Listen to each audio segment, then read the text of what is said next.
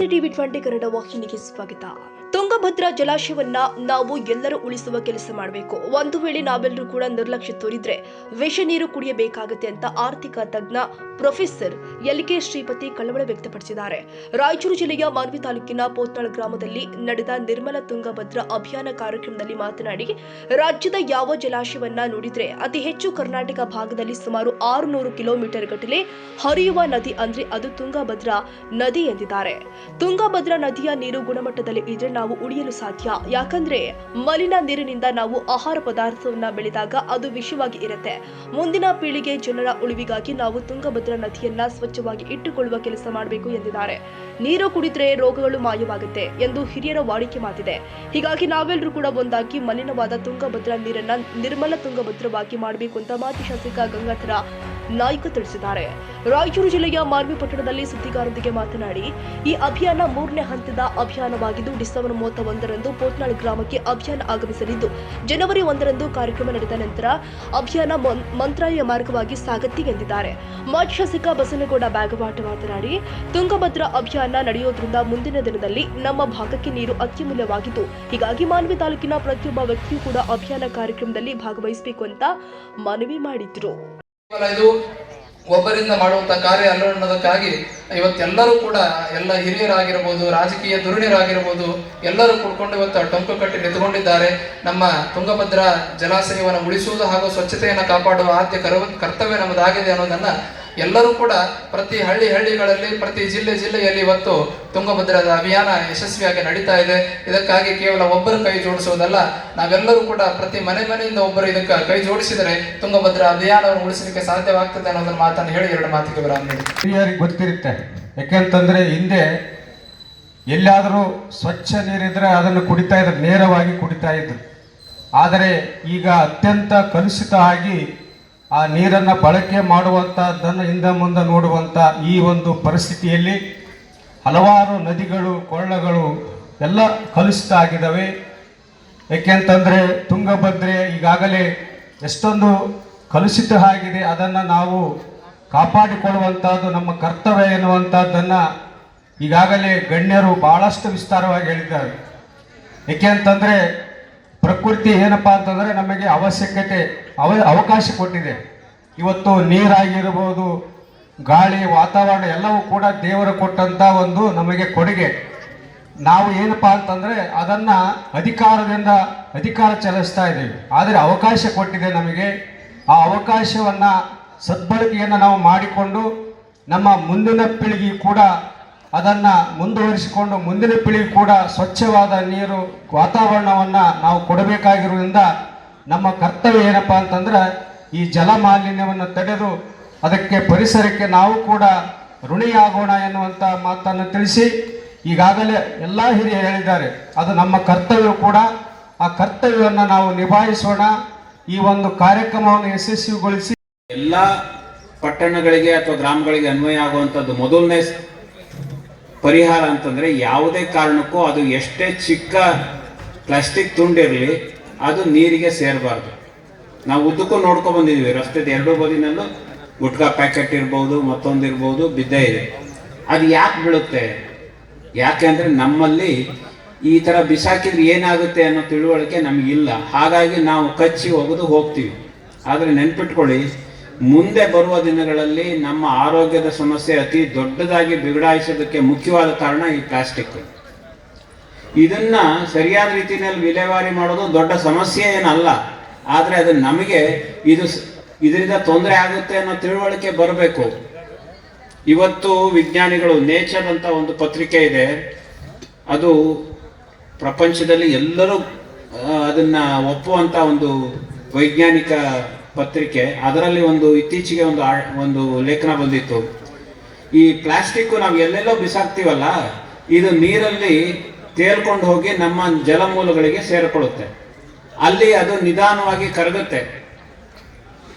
ಕರಗಿ ಸಣ್ಣ ಕಣ್ಣ ಆಗುತ್ತೆ. ಕಣ್ಣಲ್ಲಿ ನೀವು ಬಾಟ್ಲಲ್ಲಿ ನೀರು ಎತ್ತಿ ನೋಡಿದ್ರೆ ನಿಮ್ಗೇನೋ ಗೊತ್ತಾಗಲ್ಲ, ಶುದ್ಧವಾಗಿದೆ ಅಂತ ಅನ್ಸುತ್ತೆ.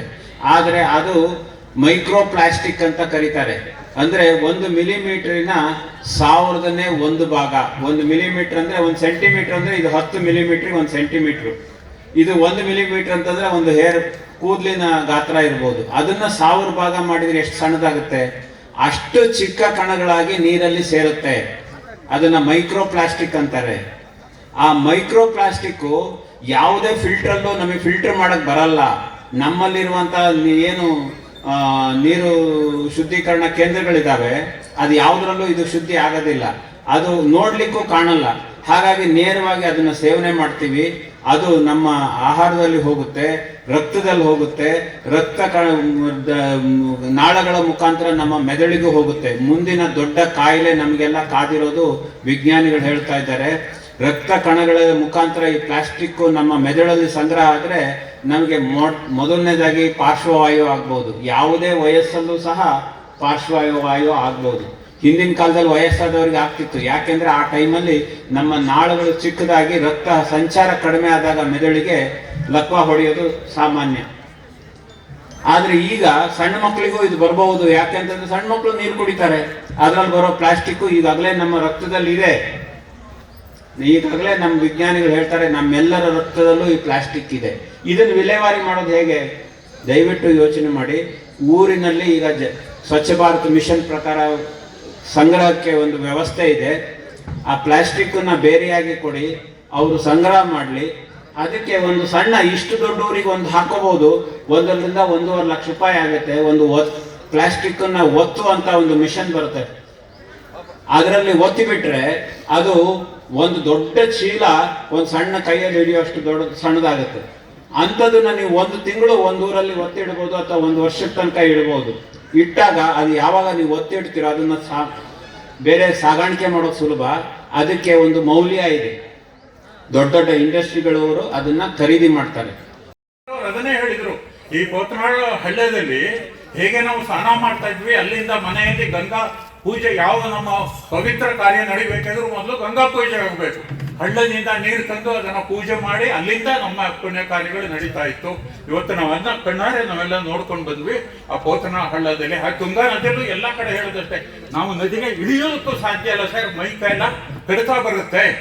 ಆಮೇಲೆ ದನಗಳು ಕೂಡ ಈ ನದಿ ನೀರನ್ನ ಕುಡಿಯೋದಿಲ್ಲ. ಯಾಕೆಂದ್ರೆ ಅವಕ್ಕೂ ಗೊತ್ತಾಗಿದೆ ಇದು ಕುಡಿಯೋದಕ್ಕೆ ಯೋಗ್ಯವಾಗಿಲ್ಲ ಅಂತ. ಈ ಮಟ್ಟದಲ್ಲಿ ಅದು ನಮ್ಮ ನದಿಯನ್ನ ನಾವಿವತ್ತು ಹಾಳು ಮಾಡ್ಕೊಂಡಿದ್ವಿ. ಈ ನದಿ ಹುಟ್ಟತಕ್ಕಂಥದ್ದು ಹೇಳಿದ್ನಲ್ಲ, ಇದಕ್ಕೆ ಸುಮಾರು 784 ಕಿಲೋಮೀಟರ್ ಶೃಂಗೇರಿ ಹತ್ರ ಗಂಗಾಮೂಲ ಅನ್ನುವ ಕಡೆಗಳಲ್ಲಿ ಒಂದು ಗುಹೆಯಲ್ಲಿ ಹುಟ್ಟತ್ತೆ. ಒಂದು ಕಡೆ ತುಂಗಾ ಶೃಂಗೇರಿ ಕಡೆ ಹರಿಯುತ್ತೆ, ಅದು ಬಾಳೆಹೊನ್ನೂರು, ಕಳಸ ಮುಂತಾದ ಕಡೆಯಿಂದ ಭದ್ರಾ ನದಿ ಹರಿಯುತ್ತೆ. ಕೂಡ್ಲಿ ಹತ್ರ ತುಂಗಾ ಮತ್ತು ಭದ್ರಾ ಎರಡು ಸೇರಿ ಅದು ತುಂಗಭದ್ರಾ ಆಗತ್ತೆ. ಅನಂತರ ಉದ್ದಕ್ಕೆ ಹರಿದುಕೊಂಡು ಬಂದು ಒಟ್ಟು ಇದರ ಟೋಟಲ್ ಲೆಂತ್ 784 ಕಿಲೋಮೀಟರ್. ಅದರಲ್ಲಿ 693 ಕಿಲೋಮೀಟರ್ ಇದು ಬರೀ ಕರ್ನಾಟಕದಲ್ಲೇ ಹರಿಯುತ್ತೆ. ಇಷ್ಟು ದೊಡ್ಡದೊಂದು ನದಿ ಕಾವೇರಿ, ಕೃಷ್ಣ. ಕರ್ನಾಟಕದಲ್ಲಿ ಅತ್ಯಂತ ದೊಡ್ಡ ನದಿ ಯಾವ್ದಪ್ಪ, ಹೆಚ್ಚು ಉದ್ದವಾಗಿ ಹರಿಯುವ ನದಿ ಯಾವ್ದಪ್ಪ ಅಂದ್ರೆ ತುಂಗಭದ್ರಾ. 693 ಕಿಲೋಮೀಟರ್ ಕರ್ನಾಟಕದಲ್ಲಿ ಹರಿಯುತ್ತೆ ಇದು. ಎರಡನೇದು ಕೃಷ್ಣ, 483 ಕಿಲೋಮೀಟರ್ ಹರಿಯುತ್ತೆ. ಮೂರನೇದು ಕಾವೇರಿ, 320 ಕಿಲೋಮೀಟರ್ ಹರಿಯುತ್ತೆ. ಹಾಗಾಗಿ ನಮ್ಮ ಕರ್ನಾಟಕದ ದೃಷ್ಟಿಯಿಂದ, ಅದರಲ್ಲೂ ಕೂಡ ಈ ಉತ್ತರ ಕರ್ನಾಟಕದ ದೃಷ್ಟಿಯಿಂದ ತುಂಗಭದ್ರಾ ಅತ್ಯಂತ ಪ್ರಮುಖವಾದ 693 ಕಿಲೋಮೀಟರ್ ಹರಿಯುತ್ತೆ. ಮತ್ತು ಇಷ್ಟು ದೊಡ್ಡ ಪ್ರಮಾಣದಲ್ಲಿ ನನ್ನ ಹಿರಿಯರು ನಾವುಗಳು ಮಾತಾಡ್ತಾ ಇದ್ದಾಗ ಹೇಳ್ತಾ ಇದ್ರು, ಡ್ಯಾಮ್ ಕಟ್ಟೋದಕ್ಕಿಂತ ಮೊದಲು ಪ್ರತಿ 3 ವರ್ಷಕ್ಕೊಂದ್ಸಲಿ ಬರಗಾಲ ಬರ್ತಾ ಇತ್ತು. ಒಂದು ಕೊಡ ಮನೆಯಲ್ಲಿ ನೀರಿಟ್ಟುಕೊಂಡ್ರೆ ಇಡೀ ದಿವಸ ಅದರಲ್ಲಿ ನಾವು ಕಾಲ ಹಾಕಬೇಕಾಗಿತ್ತು. ಅಷ್ಟು ಕಷ್ಟದ ಸ್ಥಿತಿಯಲ್ಲಿ ಈ ಎಲ್ಲ ಪ್ರದೇಶದ ಜನಗಳು ನಾವು ಬದುಕನ್ನು ಮಾಡದವರು. ಈಗ ಡ್ಯಾಮ್ ಕಟ್ಟಿದ ನಂತರದಲ್ಲಿ ನಾವು ಪ್ರತಿನಿತ್ಯ ನಾವು ನೀರು ಕುಡಿತಾ ಇದ್ದೀವಿ, ನಮ್ಮ ಕೃಷಿ ಚೆನ್ನಾಗಿದೆ, ಆರ್ಥಿಕವಾಗಿಯೂ ಕೂಡ ನಾವು ಸಬಲರಾಗಿದ್ದೀವಿ. ಇಷ್ಟೆಲ್ಲ ನಮ್ಗೆ ಆಗೋದಕ್ಕೆ ಬಹಳ ಮುಖ್ಯವಾದ ಕಾರಣ ಅಂತಂದ್ರೆ ಈ ತುಂಗಭದ್ರಾ ನದಿ ಮತ್ತು ಅದಕ್ಕೆ ಡ್ಯಾಮ್ ಅನ್ನ ಕಟ್ಟಿದ್ದು ಅಂತ. ಅಂದ್ರೆ ಇವತ್ತು ಈ ನದಿ, ತುಂಗಭದ್ರಾ ನದಿ ಎಷ್ಟು ಚೆನ್ನಾಗಿ ನಾವು ಅದನ್ನು ಇಟ್ಕೋಬೇಕೋ ಅಷ್ಟು ಚೆನ್ನಾಗಿ ನಾವು ಅದನ್ನ ಇಟ್ಟುಕೊಂಡಿಲ್ಲ. ದಾರಿ ಉದ್ದಕ್ಕೂ ಕೂಡ ನಾವು ಕಂಡಿದ್ದೇನಪ್ಪ ಅಂತಂದ್ರೆ, ಒಂದು ಚರಂಡಿ ನೀರು, ನಮ್ಮ ಮಲಮೂತ್ರಗಳನ್ನು ತೊಳೆದಂತಹ ನೀರು ಎಲ್ಲವೂ ಕೂಡ ಯಾವುದೇ ಶುದ್ಧೀಕರಣದಿಂದ ನೇರವಾಗಿ ನದಿಗೆ ಸೇರ್ತಾ ಇದೆ. ನಾನು ನೆನ್ನೆ ಶೃಂಗೇರಿ ಹೇಳಿದೆ, ಶೃಂಗೇರಿ ನಮ್ಮ ಕರ್ನಾಟಕದಲ್ಲಿ ಒಂದು ಪ್ರಮುಖವಾದಂತ ಕ್ಷೇತ್ರ, ದಿವ್ಯವಾದ ಕ್ಷೇತ್ರ. ಶಾರದಾಂಬೆಯನ್ನ ಶಂಕರಾಚಾರ್ಯರು ಸ್ಥಾಪನೆ ಮಾಡಿದಂತ ಲಕ್ಷಾಂತರ ಜನ ಪ್ರತಿ ವರ್ಷ ಅಲ್ಲಿಗೆ ಯಾತ್ರಾರ್ಥಿಗಳು ಬರ್ತಾರೆ. ಬಂದು 1 ದಿವಸ 2 ದಿವಸ ಇದ್ದು ಅನಂತರ ಹೋಗ್ತಾರೆ. ಆ ಲಕ್ಷಾಂತರ ಯಾತ್ರಿಕರು ಸ್ನಾನ ಮಾಡಿದ್ದು, ಮಖ ತೊಳ್ಕೊಂಡಿದ್ದು, ಮಲಮೂತ್ರ ವಿಸರ್ಜನೆ ಮಾಡಿದ್ದು ಎಲ್ಲ ನೀರು ಕೂಡ ನೇರವಾಗಿ ತುಂಗಾ ನದಿಗೆ ಇವತ್ತು ಈ ಕ್ಷಣದವರೆಗೆ ಹೋಗ್ತಾ ಇದೆ. ನಾವು ತುಂಗಾ ನದಿಯನ್ನ ಪವಿತ್ರವಾದ ನದಿ ಅಂತ ಹೇಗೆ ಹೇಳೋದು? ಯೋಚನೆ ಮಾಡಿ. ಭಾವನಾತ್ಮಕವಾಗಿ ಒಂದು ನದಿಯನ್ನು ನೋಡೋದು ಬೇರೆ, ವಾಸ್ತವವಾಗಿ ನದಿಯನ್ನ ನೋಡೋದು ಬೇರೆ. ಭಾವನಾತ್ಮಕವಾಗಿ ನಡೀತಾ ಹೋಗ್ಬೇಕು.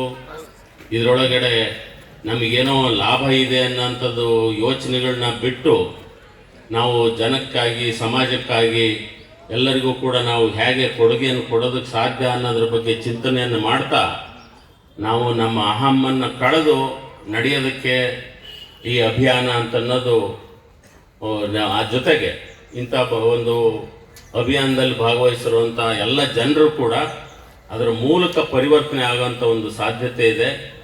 ನಾವು ಯಾವುದೋ ಒಂದು ಕನ್ನಡಿಯಲ್ಲಿ ನಾವು ಒಂದ್ಸರಿ ನೋಡ್ತೀವಿ, ಕನ್ನಡಿ ಒಳಗಡೆ ನಮ್ಮ ಚಿತ್ರ ನೋಡ್ತೀವಿ. ಆ ಕನ್ನಡಿ ಒಳಗಡೆ ಇರುವಂಥ ವ್ಯಕ್ತಿ ಏನೇನೋ ಕೋರಿಗಳಿರ್ತವೆ. ಅದು ಸರಿ ಇಲ್ಲ, ಇದು ಸರಿ ಇಲ್ಲ, ಇದನ್ನ ಸರಿ ಮಾಡಬೇಕು ಅಂತಂದೇಳಿ ಆ ಕನ್ನಡಿ ಒಳಗಡೆ ಇರೋದನ್ನ, ಏನಾದರೂ ಕನ್ನಡಿ ಒಳಗಡೆ ಇರುವಂಥ ವ್ಯಕ್ತಿ ಮುಖದ ಮೇಲೆ ಏನಾದರೂ ಮಸಿ ಇದ್ದರೆ ಆ ಕನ್ನಡಿನ ಎಷ್ಟು ಒರೆಸಿದ್ರು ಕೂಡ ಮಸಿ ಹೋಗಲ್ಲ. ನಾವು ನಮ್ಮ ಮುಖದ ಮಸಿನ ಒರೆಸ್ಕೊಂಡ್ರೆ ಕನ್ನಡಿ ಒಳಗಡೆ ಇರುವಂಥ ವ್ಯಕ್ತಿಯ ಮುಖದ ಮಸಿ ಅನ್ನೋದು ಹೋಗುತ್ತೆ. ಹಾಗೆ ನಾವು ಸಮಾಜದ ಕೋರಿಗಳನ್ನ ನಾವು ತಿದ್ದಬೇಕು ಅಂದರೆ ನಾವು ಎಲ್ಲೇ ಕೂತರೂ ಕೂಡ ಏನು ಸರಿ ಇಲ್ಲ ಅನ್ನೋದ್ರ ಬಗ್ಗೆ ಹೆಚ್ಚೆಚ್ಚು ಮಾತಾಡ್ತಿರ್ತೀವಿ. ಅದು ಸರಿ ಇಲ್ಲ, ಇದು ಸರಿ ಇಲ್ಲ, ಇದು ಬೇಡವಾದ್ದು, ಅದು ಬೇಡವಾದ್ದು ಅಂತ. ನಾವು ಇವಾಗ ನಿಧಾನಕ್ಕೆ ಏನು ಬೇಕು ಅನ್ನೋದ್ರ ಬಗ್ಗೆ ಹೆಚ್ಚೆಚ್ಚು ಯೋಚನೆ ಮಾಡೋದಕ್ಕೆ ಶುರು ಮಾಡಬೇಕು.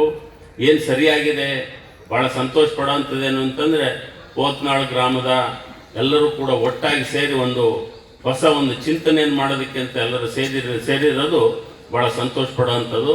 ಮುಂದಿನ ಪೀಳಿಗೆ, ಯುವ ಜನಾಂಗ ಮತ್ತು ವಿದ್ಯಾರ್ಥಿಗಳು ಇಲ್ಲಿ ಒಟ್ಟಿಗೆ ಸೇರಿರೋಂಥದ್ದು ಆ ಭವಿಷ್ಯವನ್ನು ನಿರ್ಮಾಣ ಮಾಡೋದಕ್ಕೆ ಒಂದು ಸಾಧ್ಯತೆ ಇದೆ. ನಾವೇನು ಕನಸು ಕಾಣ್ತಾ ಇದ್ದೀವಿ, ಶುದ್ಧವಾದಂಥ ತುಂಗಭದ್ರಾ ಎಲ್ಲ ನದಿಗಳು, ಭಾರತ ದೇಶದ 10,000 ನದಿಗಳು ಉಳಿದಿರುವಂಥವು 10,000, ನಮ್ಮ ಬಸವರಾಜ ಪಾಟೀಲ್ ವೀರಪ್ಪರ ಅವರು ಹೇಳೋ ಪ್ರಕಾರ 16,000 ನದಿಗಳಲ್ಲಿ ಈಗಾಗಲೇ ಒಂದು 6,000 ನದಿಗಳು ಮಾಯ ಆಗಿದ್ದಾವೆ. ಇನ್ನು ಉಳಿದಿರೋ 10,000 ನದಿಗಳನ್ನಾದರೂ ಕೂಡ ಶುದ್ಧವಾಗಿಟ್ಕೊಳ್ಳುವಂಥದ್ದು. ಕರ್ನಾಟಕ ರಾಜ್ಯದಲ್ಲಿ ಹಿಂದೆ 33,000 ಕೆರೆಗಳಿದ್ವು, ಈಗ ಉಳಿದಿರೋದು 3,000-4,000 ಕೆರೆಗಳು ಉಳಿದಿದ್ದಾವೆ. ಅವನ್ನ ಉಳಿಸ್ಕೊಳ್ಳೋದು ಮತ್ತು ಅವನ್ನ ಶುದ್ಧವಾಗಿಟ್ಕೊಳ್ಳುವಂಥದ್ದು, ನಮ್ಮ ಭೂಮಿಯನ್ನು ಶುದ್ಧವಾಗಿಟ್ಕೊಳ್ಳುವಂಥದ್ದು, ನೀರನ್ನು, ಗಾಳಿಯನ್ನು, ಇವನ್ನೆಲ್ಲವನ್ನು ಶುದ್ಧವಾಗಿಟ್ಕೊಳ್ಳುವಂಥ ಜವಾಬ್ದಾರಿ ನಮ್ಮೆಲ್ಲರ ಮೇಲಿದೆ. ಅದಕ್ಕೆ ನಾವು ಹೊರಗಡೆ ಕೆಲಸ ಮಾಡೋದ್ರ ಜೊತೆಗೆ ನಮ್ಮ ಒಳಗಡೆಗೆ, ನಮ್ಮ ಅಂತರಾತ್ಮದ ಜೊತೆಗೆ ನಾವು ನಮ್ಮ ಆಳಕ್ಕಿಳಿದು ನಮ್ಮ ಕೋರೆಗಳನ್ನು ಕೂಡ ತಿದ್ದುಕೊಂಡು ಮುಂದಕ್ಕೆ ಹೋಗಬೇಕಾದಂಥ ಅಭಿಯಾನ ಇದು. ನಾವು ಮಂತ್ರಾಲಯಕ್ಕೆ ತಲುಪುವಷ್ಟೊತ್ತಿಗೆ ನಮ್ಮ ಏನಾದರೂ ಕೋರೆಗಳಿದ್ರೆ ಬಹಳಷ್ಟು ಕೋರೆಗಳು ಅವೆಲ್ಲವೂ ಸರಿಯಾಗಿರ್ತವೆ ಅನ್ನೋಂಥ ಭಾವನೆಯಿಂದ ಮುಂದೆ ನೀವೆಲ್ಲರೂ ಕೂಡ ಮುಂದಿನ ಊರುಗಳಿಗೂ ಬನ್ನಿ, ಮಂತ್ರಾಲಯಕ್ಕೂ ಬನ್ನಿ. ವೇದಿಕೆ ಮೇಲಿರೋರು